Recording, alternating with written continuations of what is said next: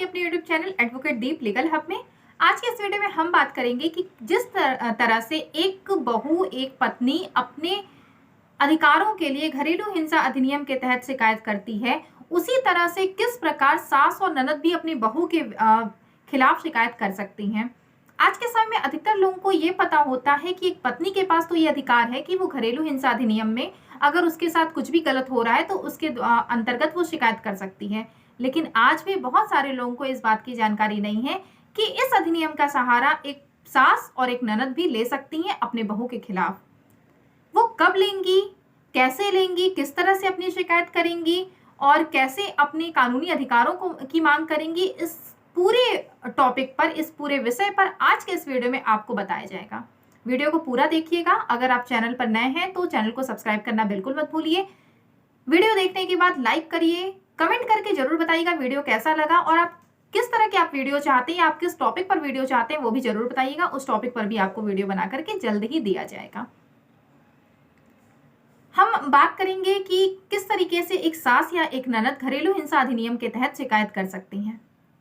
घरेलू हिंसा अधिनियम के तहत जब भी शिकायत की जाती है तो इसमें प्रताड़ना, मानसिक हो, शारीरिक हो या किसी भी तरह की प्रताड़ना इसमें आती है। मानसिक प्रताड़ना का मतलब है कि अगर बहू अपनी सास को मारती है, पैर से मारती है, उसे कभी धक्का मारे या इस तरह की कोई भी अगर वो कृत्य करती है, कोई भी अगर वो एक्ट करती है अपनी सास के साथ, इस तरह की कोई भी प्रताड़ना करती है, हैरास कर रही है अपनी सास को या अपनी ननद को, तो इस अधिनियम के अंतर्गत वो सास या वो ननद अपनी बहू के खिलाफ, अपनी भाभी के खिलाफ जाकर के शिकायत कर सकती हैं।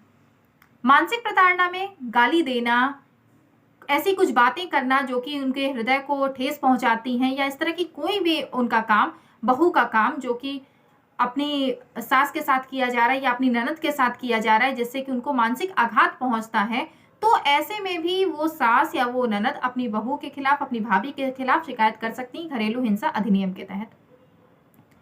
घरेलू हिंसा अधिनियम के तहत जब भी शिकायत करती है एक बहू, जो कि शिकायत झूठी होती है, हम बात करेंगे केवल झूठी शिकायत के बारे में। अगर शिकायत सही है तो बिल्कुल, अगर अब बहू ने कंप्लेन की है, बहू ने मुकदमा अगर किया है तो बिल्कुल सही किया है। लेकिन अगर शिकायत जो है या मुकदमा जो है वो झूठा किया गया है, बातें बहुत ही कम कुछ थी और उन्हें बढ़ा चढ़ा करके लिखवा दिया गया है, तो ऐसे में एक सास के पास भी अधिकार है कि वो अगर अपने बहू से प्रताड़ित हो रही थी तो सास भी अपने तरफ से अब ऐसी बहू के खिलाफ घरेलू हिंसा अधिनियम के तहत शिकायत कर सकती हैं। तो अगर आप एक लड़के हैं और आपकी पत्नी ने शिकायत की हुई है, मुकदमा किया हुआ है, तो आप भी अपनी मदर के साइड से अपनी पत्नी के ऊपर आप केस करवा सकते हैं। अब ये जो अधिनियम है इसमें सेक्शन 12 के तहत शिकायत की जाती है, तो वही जो धारा है, इसी धारा के अंतर्गत एक सास या एक ननद भी शिकायत करेंगी। घरेलू हिंसा अधिनियम हर उन महिलाओं को अधिकार देता है जो कि एक कुटुंब के अंतर्गत रहती हैं और उस कुटुंब में रहने वाले किसी सदस्य के द्वारा प्रताड़ित की जाती हैं। तो ये बात आपके लिए समझना बहुत जरूरी है कि एक महिला घर में रह रही है और उस घर में रहने वाले किसी भी सदस्य के द्वारा वो प्रताड़ित की जा रही है। अब उस सदस्य में कोई भी व्यक्ति आ सकता है, चाहे वो उसकी बहू हो, चाहे वो उसका बेटा हो, चाहे वो उसका पति हो या कोई भी हो, तो हर वो सदस्य आएगा। तो अगर कोई भी महिला है वो अगर अपने घर में प्रताड़ित हो रही है तो वो घरेलू हिंसा अधिनियम के तहत अपने अधिकारों की मांग कर सकती है। कई बार ऐसा होता है कि जब बहू शिकायत करती है घरेलू हिंसा अधिनियम के तहत, जब कंप्लेन करती है, मुकदमा जब चलता है, तो उसमें सेक्शन 12 के तहत शिकायत की जाती है और सेक्शन 19 के तहत निवास का अधिकार मांगा जाता है। निवास का अधिकार जिस तरीके से एक बहू मांग सकती है, इसी तरीके से सास भी मांग सकती है। हो सकता है कि जो घर है वो बेटे का हो और जो सास है वो अपने बेटे के घर में रह रही हो। अब बहू बोलती है कि नहीं, मैं अपनी सास को अपने घर में नहीं रखूंगी, तो ऐसे में वो भी सास घरेलू हिंसा अधिनियम की धारा 19 के तहत निवास का अधिकार मांग सकती है और उस घर में एक स्थान पर उन्हें रहने की अनुमति दी जाएगी। लेकिन अगर ये जो घर है वो सास के नाम पर है, तो ऐसे में सास को ये अधिकार होगा कि अपनी बहू को वो अपने घर में रहने से मना कर सकती है। सास के पास ये अधिकार है कि बहू को उस घर में रहने से मना कर सकती है और अगर बहू ने 19 के तहत अगर अधिकार मांगा है तो उस पर स्टे भी ले सकती है सास, उसके पास इतना अधिकार है। अब ये जो अधिनियम है ये आपको कई तरह के अधिकार देता है, अलग अलग धाराओं में कई तरह के अधिकार दिए गए हैं, तो उन सारी ही धाराओं का यूज सास भी कर सकती है या ननद भी कर सकती है। अब हमें शिकायत करनी कैसे होगी? सबसे मेन क्वेश्चन ये आता है कि हमें शिकायत कैसे करनी होगी। तो इसके लिए आपको एक सादे पेपर पर सभी आपकी जो भी शिकायत है उसको आपको स्पष्ट रूप में लिखना होगा। आपको क्लियर उन बातों को लिखना होगा जिस तरह से आप प्रताड़ित की गई हैं, जिस तरह के आपके साथ कुछ भी एक्ट किए गए हैं, तो सारी चीजों को आपको उस पेपर पर लिखना होगा। और पेपर पर लिख करके आप धारा 12 के तहत सेक्शन 12 के घरेलू हिंसा अधिनियम के सेक्शन 12 के तहत आप अपनी शिकायत करेंगी। आपको अगर निवास का अधिकार भी मांगना है तो आप सेक्शन 19 के तहत आप निवास का अधिकार मांगेंगी। अब इन चीजों के साथ अगर आपके पास कोई व्हाट्सएप चैट है, इसके साथ ही आपका एक क्वेश्चन और हम क्लियर कर देते हैं। एक कम्युनिटी पोस्ट पर एक क्वेश्चन आया हुआ था कि क्या व्हाट्सएप चैट की रिकॉर्डिंग मान्य होगी या इस तरह की अगर चीजें हैं तो हमारे पास मान्य होगी। तो जी हाँ, बिल्कुल होगी। अगर फैमिली मैटर आपका चल रहा है तो आप उनमें इन सारी चीजों को एज अ प्रूफ आप जरूर लगा सकते हैं। इसके लिए आपके जो एडवोकेट होंगे वो एप्लीकेशन लगा देंगे कि हमें इन सारी चीज़ों को एज अ प्रूफ सबमिट करना है। या आप पुलिस जब आपकी इन्वेस्टिगेशन जब करती है उस वक्त पर आप सारी चीज़ें वहाँ पर आप पुलिस को प्रूफ के रूप में आप दिखा सकते हैं। सारी रिकॉर्डिंग अगर आपके पास कुछ भी है जो कि आपके फेवर में है तो आप उन चीज़ों को वहाँ दिखा सकते हैं। कोई चैट है तो आप उन चीज़ों को भी प्रूफ दे सकते हैं। एक चीज़ आपको और यहाँ पर क्लियर कर दें कि क्या अगर हमारे पास कोई भी सबूत है तो उन सबूतों को हमें पुलिस को देना चाहिए, थाने पर इन्वेस्टिगेशन के टाइम पर देना चाहिए, या हम बाद में उसे कोर्ट में सबमिट करें। ये चीजें आपके दिमाग में बहुत ज्यादा चलती हैं। तो आपको ये बताएं कि अगर आपके पास कोई भी सबूत है तो आप थाने पर उसे दीजिए, क्योंकि पुलिस जब इन्वेस्टिगेशन करती है, इन्वेस्टिगेशन करने के बाद ही पुलिस चार्जशीट लगाती है और आपका जो मुकदमा चलता है वो चार्जशीट पर ही चलता है। जो पुलिस ने चार्जशीट दायर कर दी उसी पर आपका पूरा केस चल रहा है। तो आपके पास अगर कोई भी सबूत है तो आप पुलिस को दिखाइए उन सारे सबूतों को। अगर उन सबूतों के माध्यम से आप अपना बचाव कर सकते हैं तो उन्हें पुलिस को दिखाना बिल्कुल भी मत भूलिए और बिना कुछ सोचे आप उन्हें पुलिस थाने पर आप उन्हें सबमिट करवाइए कि हाँ, हमारे पास हमारे फेवर में ये सारी चीजें हैं। तो पुलिस अपने चार्जशीट को जब दायर करेगी तो उन सारी चीजों को देखते हुए फिर ही आपकी चार्जशीट दायर करेगी और जो जो उन्हें प्रूफ मिले होंगे वो उनके साथ वहां पर सबमिट कर देगी।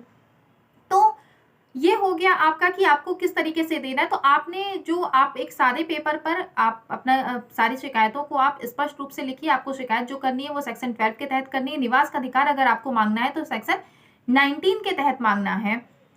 और इसके साथ ही साथ अगर आपके पास कुछ गवाह हैं जो कि आपके फेवर में गवाही दे सकते हैं और जो ये बताने में सक्षम होंगे कि आपके साथ प्रताड़ना की गई है, तो आप उन गवाहों की भी गवाही जरूर करवाइए, क्योंकि जो आपके गवाह होते हैं ये सबसे ज्यादा मेन हो जाते हैं। जब आप जाते हैं घरेलू हिंसा अधिनियम के तहत जब आप शिकायत करने जाते हैं या फिर अगर कोई महिला है जब भी वो कंप्लेन करने जाती है तो कई बार उनसे ये बोला जाता है कि आपके पास कोई गवाह है। गवाह का मतलब ये होगा कि केवल आपने बोल दिया तो ये नहीं माना जाएगा, कोई ना कोई आपके पास गवाह होने चाहिए।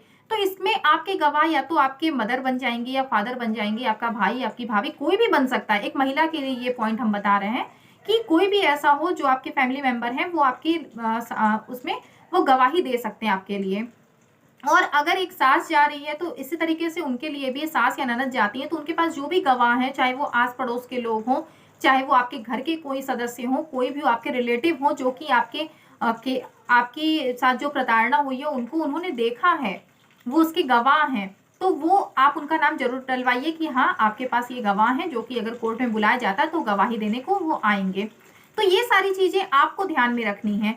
एक क्वेश्चन और आया हुआ था कम्युनिटी पोस्ट पर। आज के इस वीडियो में हम आपको एक टॉपिक के साथ साथ आपके दो क्वेश्चन को भी कवर करें।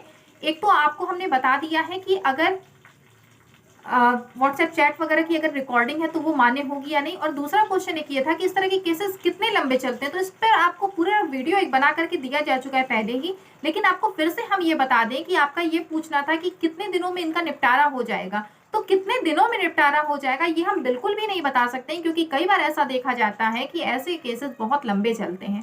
और अगर आपने कोई केस किया हुआ है और आपको ये लगता है कि 6 महीने में 1 साल में केस खत्म हो जाएगा, तो ये आपकी बहुत बड़ी भूल है।